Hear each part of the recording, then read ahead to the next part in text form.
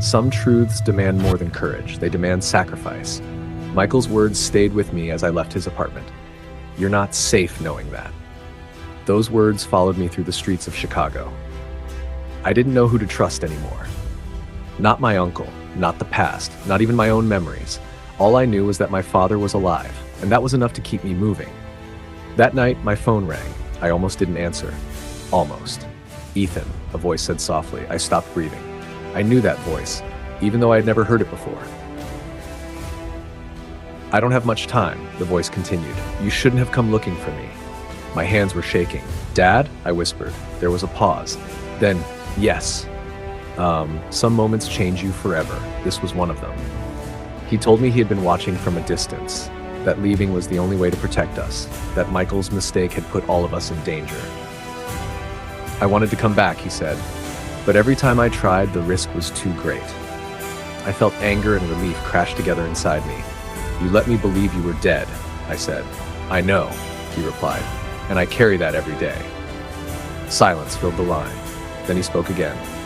They are still out there, Ethan. If they find you, they will find me. The call ended suddenly. No goodbye, just emptiness. I sat on the edge of the bed, holding the phone to my chest. I had found my father, but I could not reach him. Some reunions happen without touch, without sight, only with pain. Some truths do not stay on the phone. They demand a face, a place, a moment that cannot be undone. The call with my father left me empty and restless. Knowing he was alive was not enough anymore. I needed to see him. I didn't tell anyone where I was going. Not my mother. Not my uncle. I followed the only clue my father had given me. A city name spoken quickly before the line went dead. Milwaukee.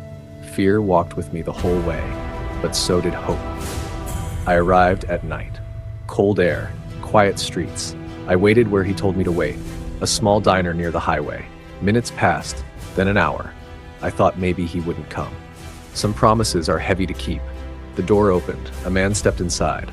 He looked older than I imagined, thinner and tired, but when his eyes met mine, I stood up slowly. Dad, I said. He nodded once. That was all. For a moment, neither of us spoke. Years stood between us. Lost time, lost words.